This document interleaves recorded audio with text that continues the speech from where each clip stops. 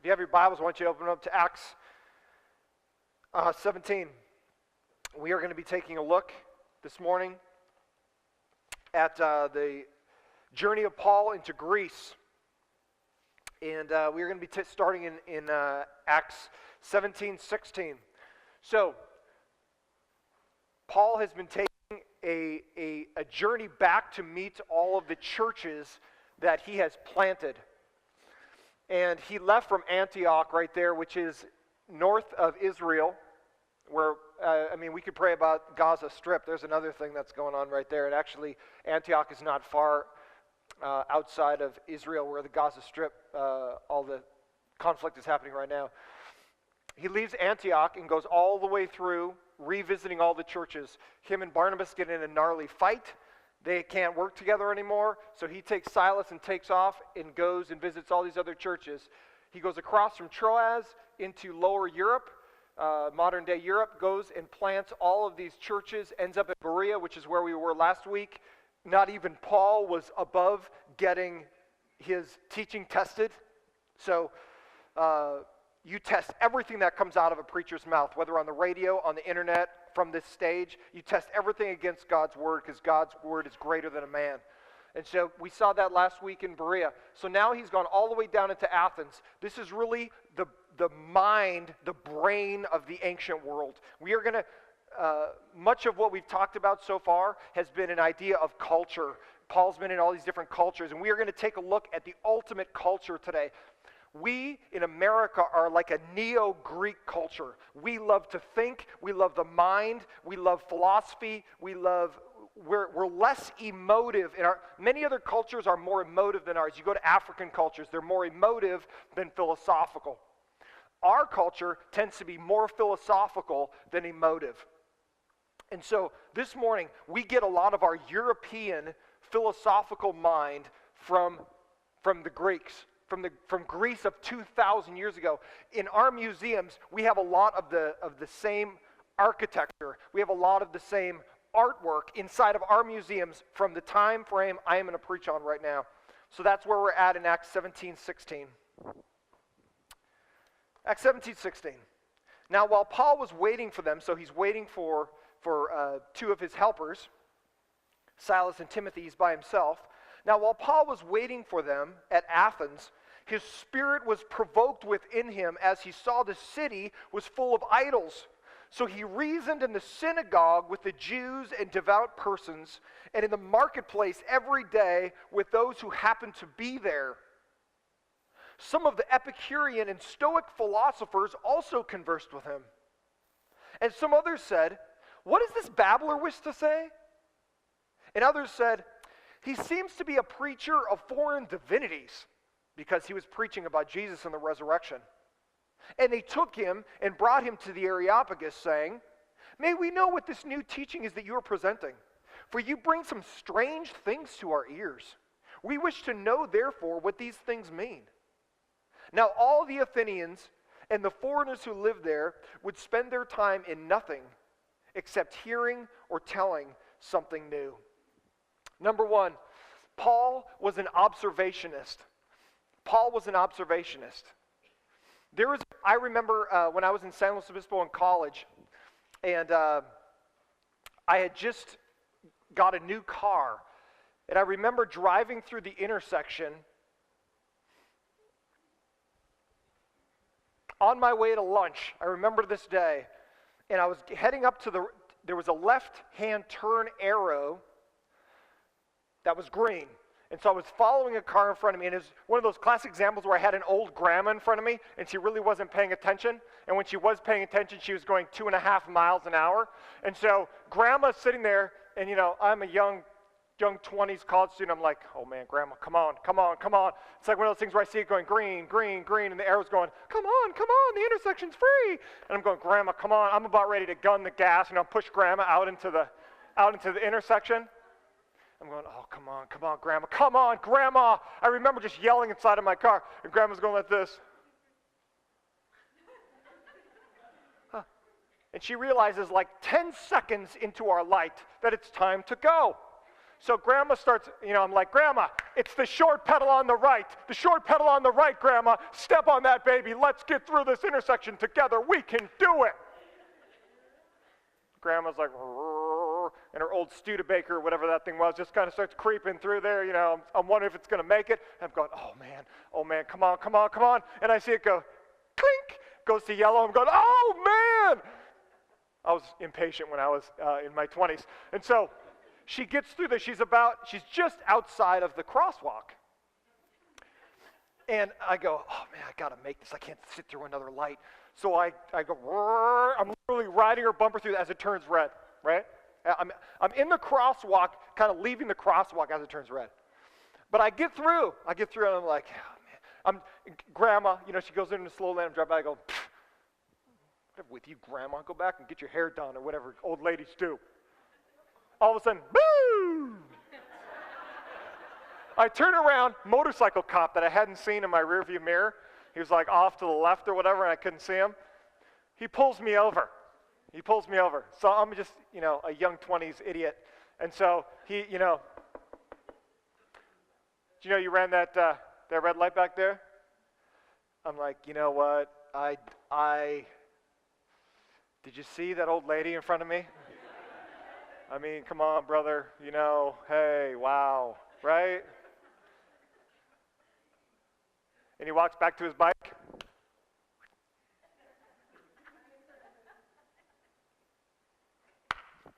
Have a nice day. And I get this ticket, young college student. I'm eating like top ramen for every meal, right? I get a ticket for like $275, right? It's like more than I make in a month. So anyway, the point of this story is I go to the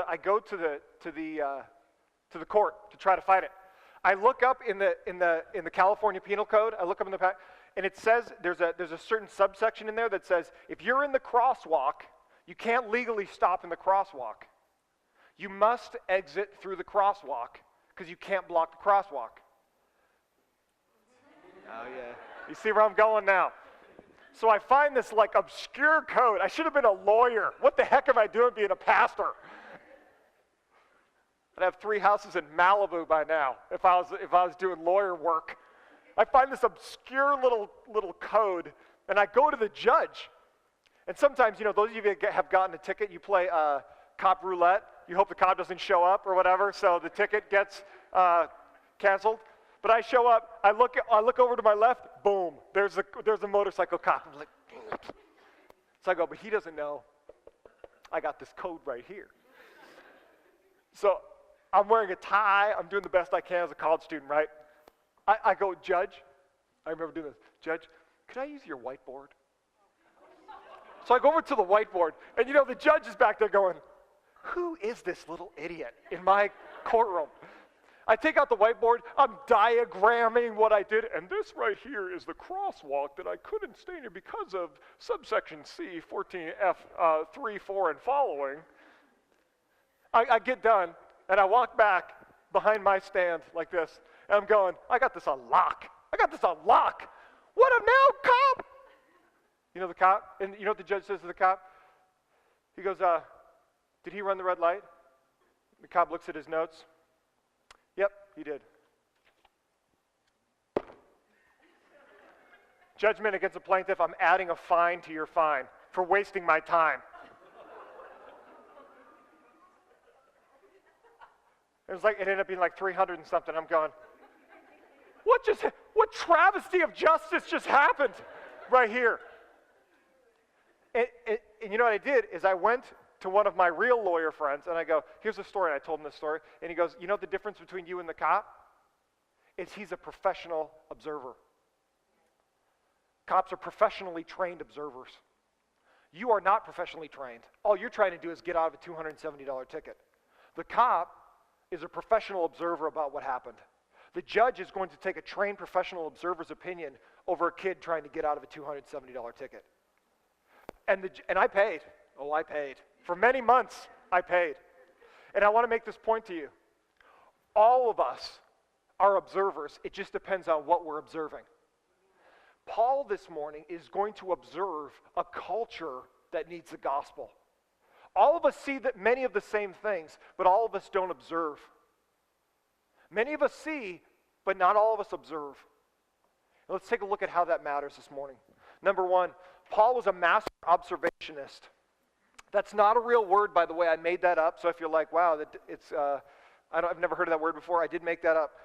Paul saw with physical eyes the spiritual needs around him. As he waited for Silas and Timothy to come from Berea, his soul was provoked. And anybody remember this word, paroxuno? And I used the word proximos before. Anybody remember where that word came from, the Greek word? Anybody remember the last time we saw this word? No one remembers.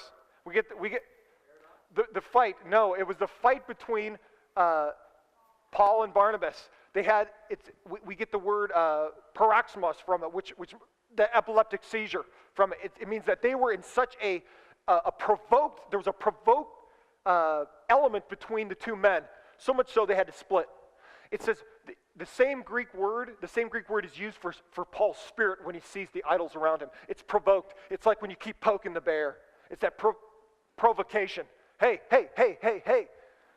Imagine, for many of us, we don't see how lost people are around us. We don't see it. You want to know why? It's not that we don't see it, it's that we don't observe it. Because observing and seeing are two different things. I see many things I don't typically observe. Because observation takes skill, it takes a want to understand, and it takes a desire to know. Seeing is just seeing. Paul, it says his spirit, when he saw the idols all around Athens, it was provoked. It's almost like Paul, he didn't want to do anything. He just wanted to take a nice Mediterranean vacation. But it says his spirit kept getting provoked. What about all those idols? What about all these lost people? Are you just going to sit here and do nothing while these people are lost? Hey, stop, man. I'm just trying to have some Greek food. Relax, spirit. It was like poking at him. Paroxysmos. Just keep poking at him. And finally he's like, I got to do something. I can't just look. I've observed and now I have to react. Because watch, observation moves the heart. Observation moves the heart. Seeing doesn't always move the heart. But when you observe something, it creates a reaction in you, whether good or bad. Because you're observing something going on. Oh, I see that old lady getting beat over there. Oh, well, it's time for lunch. I might see something, but if I really observe it, I go, I got to do something. Observation causes a reaction of some sort. And that's what happened to Paul. He observed the idols and he saw the lostness of the people.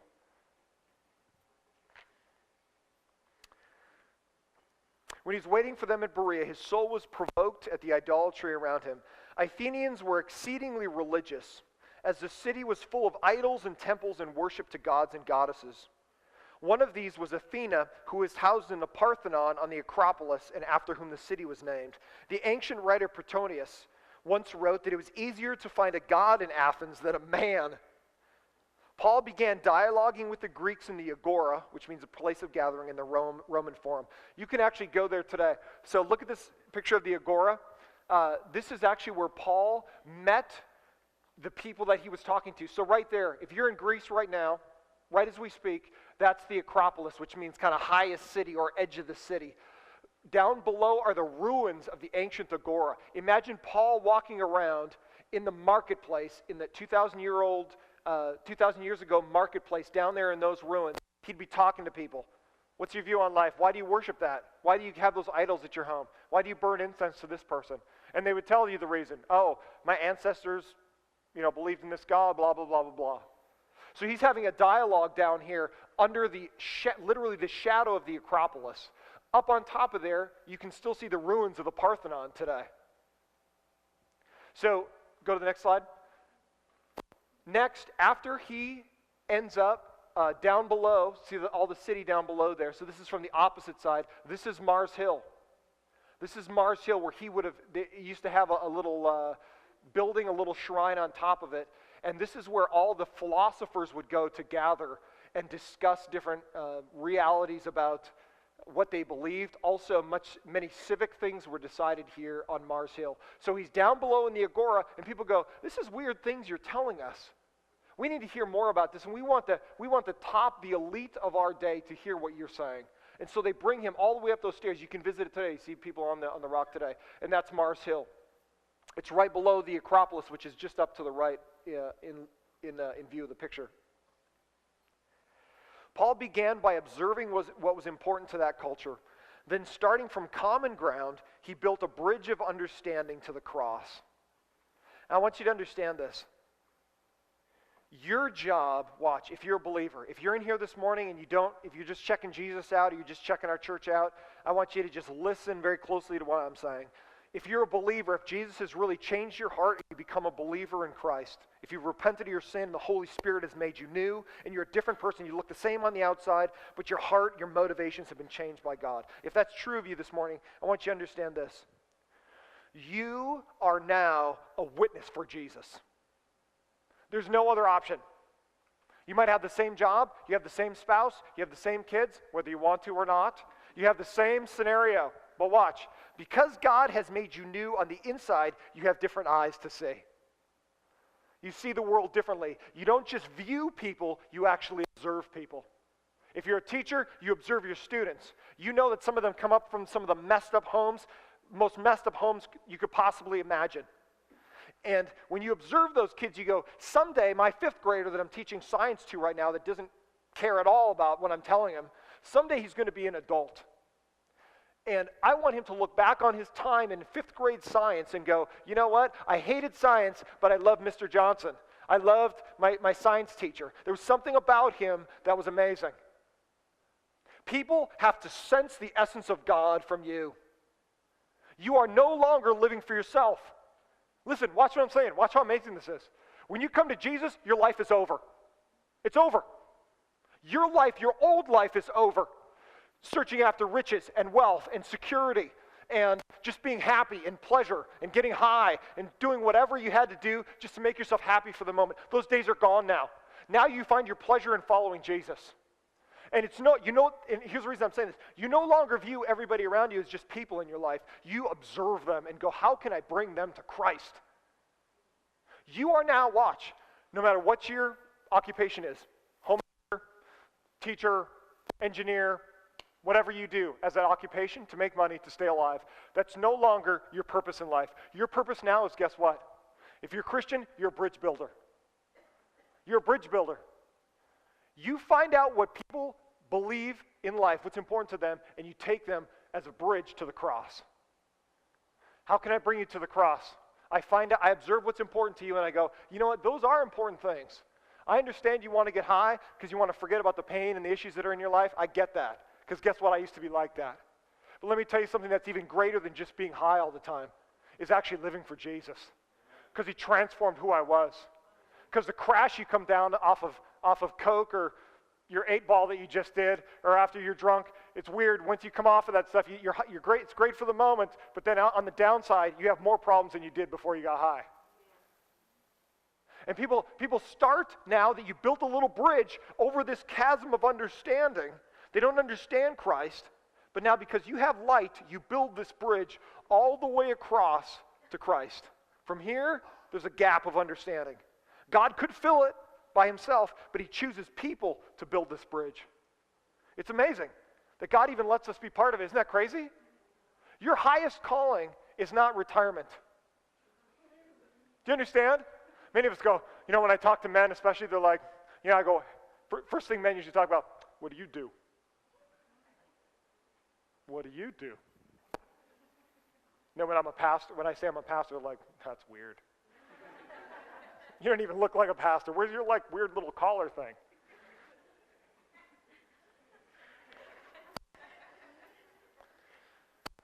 Your job now, watch, older men, in your last season of working or whatever, your job isn't just to retire.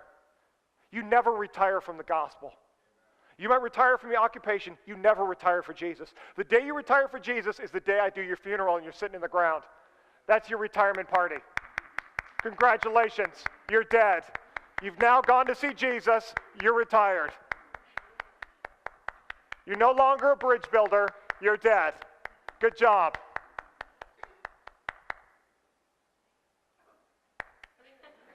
Congratulations. Because when your heart stops beating, then you get to retire. Until that day happens, you're all about the gospel. You observe what people need to know about Jesus, and through the power of the Holy Spirit, you're able to build a bridge of understanding to bring them to Christ, hopefully. Some people will go, no, I don't want that. You've done your job. You've tried to build a bridge. They didn't want to walk over it. But some people will walk over it, and they will thank you for eternity that you have done the job of building a bridge for them. And that's what Paul does here to some of the most difficult people in the history of philosophy. Let's see what he does. Paul had no plans to preach or start a church in Athens, but when moved by God, he spoke up because the gospel never goes on vacation. Right? You want to know what's crazy about being a pastor? And one of the lamest parts as well? Is when I go on vacation, I never go on vacation. I'm on a ship. I'm on a cruise. Me and my wife, partying up like pastors do.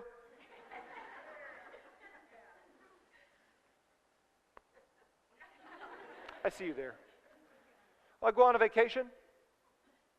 And now I enjoy myself, but I tell you what, my heart is continually provoked, even on vacation, about people's lostness. I'll sit down with people, you know how they force you to meet people on cruise ships because they just want to pack you around tables. It drives me nuts as a pastor when people, what do you do? Oh, I'm an engineer. Or, hey, I cut hair, or whatever. We go around the table, and everybody's all like, yeah, woohoo, I got with the party! And then they get around to me, and I'm like, hey, what do you do?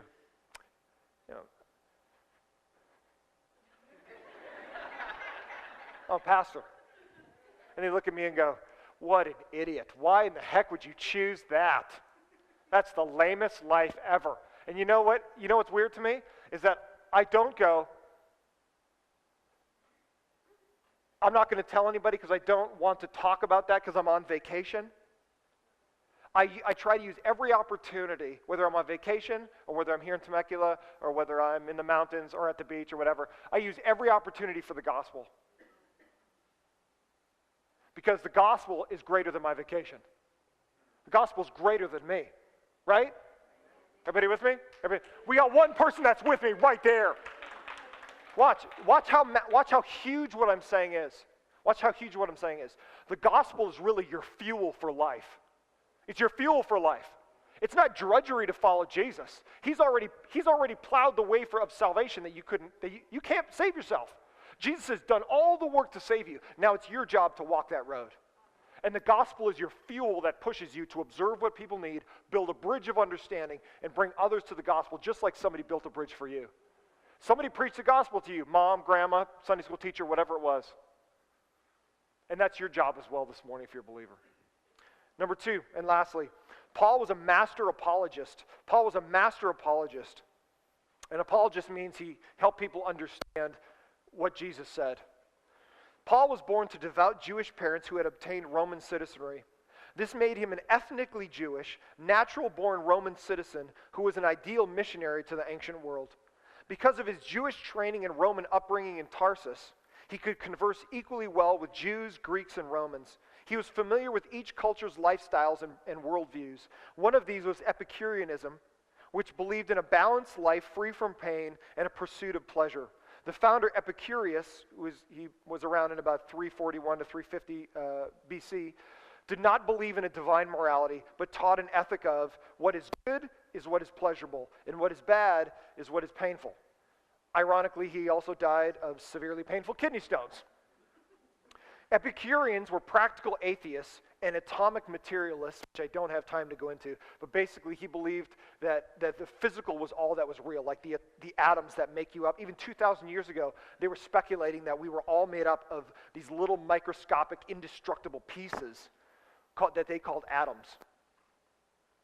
He was an atomic materialist who believed only the physical was important and there was no eternal afterlife. Another competing philosophy was Stoicism, founded by Zeno, and he was born around 334 BC, who was a pantheist, which he believed that there was not a real God that was a being separate from his creation, but God was actually in all things. God was creation. That God is everywhere. God's in the plants, in the animals, in us, in the chair. He is experiencing the world because he is the world. He was a pantheist who believed that the universe is God and fate determined all things. Zeno, at the age of 72, committed suicide by hanging himself after breaking his toe. Wow, that's hardcore.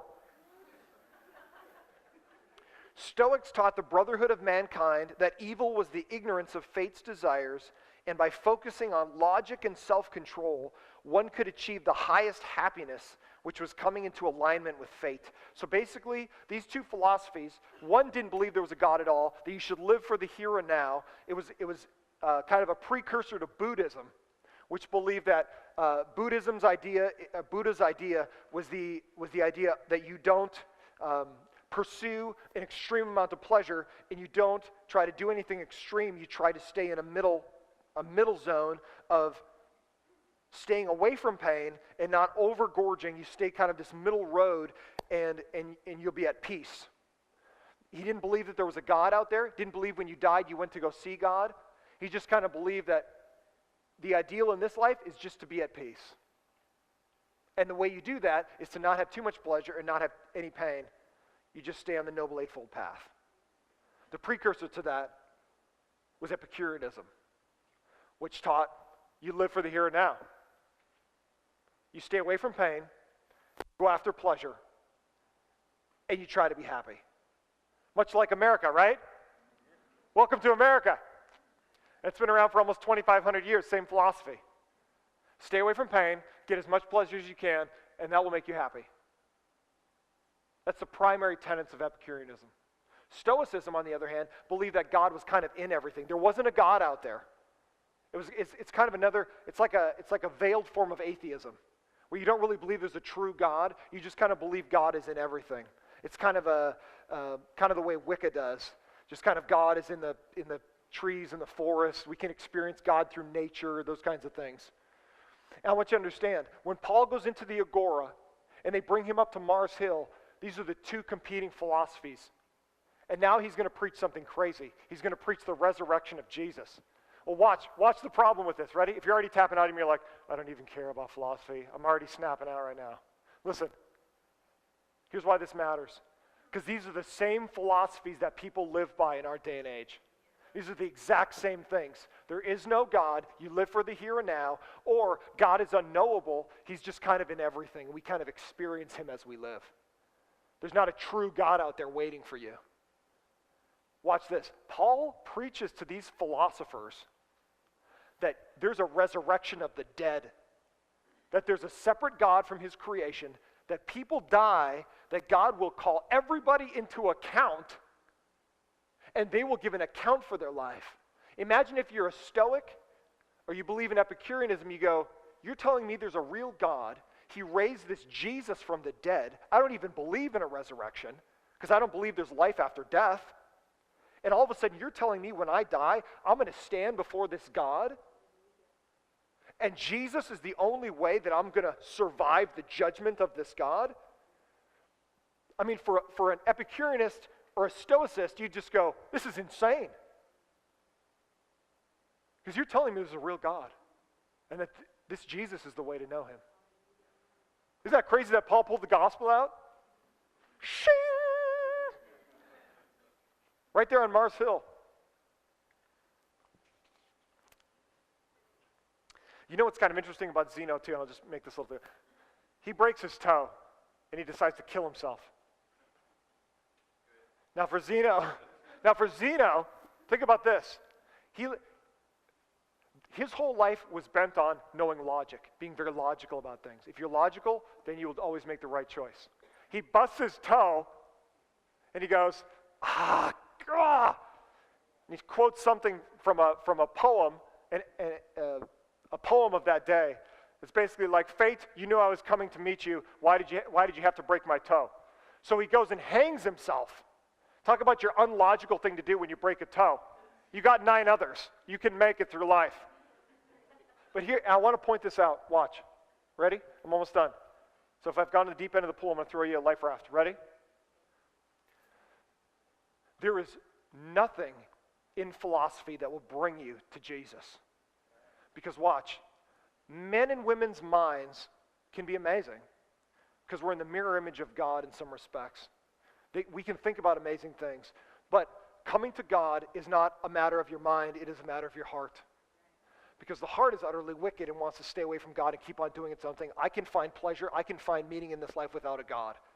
That's where all these isms come from. But when Jesus comes into your life, you come into contact with God and you go, God is greater than I must follow him. And that's the ultimate level of humility. Because you come to God broken, not great. You come to God not going, I've figured out life. You come to God going, I know nothing about life, I want to know you. And that's exactly what Paul preaches. He was an eminent philosopher in and of himself. He could debate with the best, but he preached Jesus. He preached Jesus and the resurrection to guys that didn't even believe there was a God or that you even lived after you died. In the Agora, Paul publicly presents Jesus as resurrected from the dead. After hearing him, Athenian philosophers call Paul a babbler, or literally, you know what it is in Greek? They call him a seed picker. Imagine Paul shows up. Here he's one of the most educated of his day. He was educated by one of the greatest Jewish rabbis of the ancient world. And Paul shows up and they go, what is this seed picker got to say? What are you saying? They're literally offending him. Here's this what is this country bumpkin saying? What are you saying something about? I can't understand what you're saying. You're like a seed picker. And you know what they're saying? They're saying Paul just picks out little things. They're saying he picks out little things and tries to make a little philosophy of his own. I'll pick out this little Jesus character and I'll try to make this theology around what I believe because I want to look big. They're actually kind of spitting on him in a philosophical sense. And you know what? Paul doesn't get offended. You know what he does? He just keeps on rolling with Jesus. And let me make this point. Almost done. Let me make this point. Not everybody's going to be happy to hear about Jesus. Right? For some of us, before we came to Christ, BC, before Christ, we didn't want to hear about Jesus either, right? Some of us. We're just like, hey, you do your religious thing. I got my own thing going on. I don't need this. But at some point, God got a hold of our heart. And we saw things with different eyes. Right? We saw life in a new way. And people heard the gospel, and some of them came to know him. But some of them refused. And they actually insulted Paul.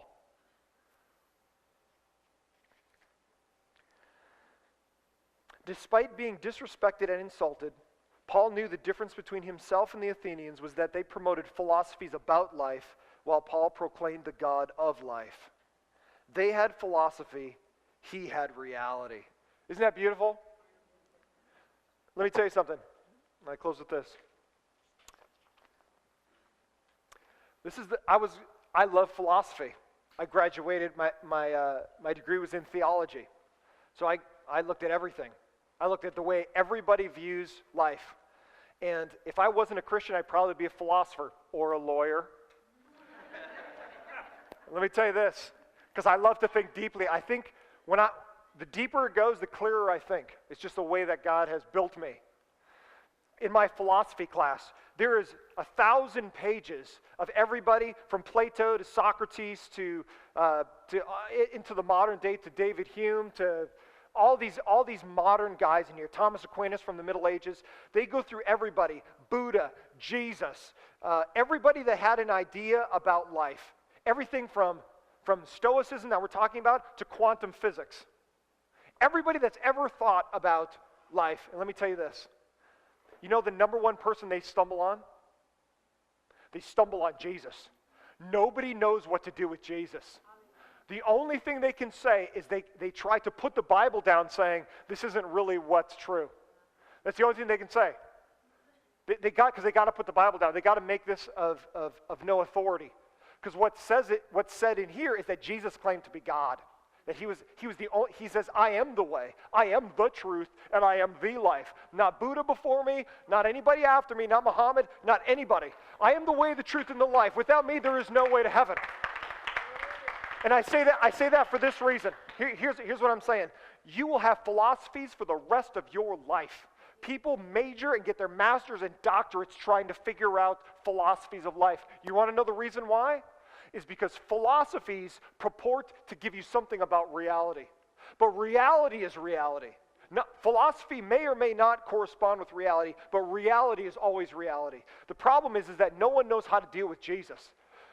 I remember sitting in this philosophy class right here, and we got to Jesus of Nazareth. Oh man, it was so awesome. I wish they had the internet back then when I took this class, and I could have taped this. I had an amazing professor of philosophy, got his doctorate. We went through all these things, going through everything. Even the atomic thing, let me trip you out on this. You're made up of atoms. You literally are made up of space. We believe that we're a solid because we poke ourselves and we go, I'm pretty solid, and for many of us, we're getting solider. Well, watch this. If you break us down into like really at the atomic level, you're all space. You literally are space. There are things in the universe that are so small that can go right through you and you wouldn't even notice it. Watch how amazing this is. What that means is that you are not just the physical, because there's a spirit animating you, because you have so much space in between all of your atoms that you can't just be physical. There has to be something animating the atoms that you're built out of. I know I just blew some of your total minds. Okay, see, I could just keep going on that. Watch, here's what I'm saying. When we got to Jesus of Nazareth, I brought these things up. I said, you know what's interesting about that? Is that Jesus never claimed to be a great philosopher. He never claimed to be a great teacher. He never claimed to be a great man. He claimed to be the Son of God, and to Jews that meant he was equal with God, which is why they killed him. That's history. You can say what you want about the Bible, but let me tell you something. Jesus is still transforming lives today. So watch, Jesus is not a religion, he's not a philosophy. Jesus is alive and well, changing people's lives. And I say that to you as we close this service. Listen, you never ever have to be overwhelmed by philosophy or about people's ideas about life and just go, oh, they're really smart and I'm stupid, so I guess they must be right. You can always stand on the gospel. You can always stand on Jesus because he is reality and not philosophy. So I give you that encouragement this morning that people have a lot of ideas about reality, but reality is reality, and Jesus proved himself to be the ultimate reality, that he is the way, the truth, and the life, that no one gets to God except through him. And that is the ultimate reality beyond anything else.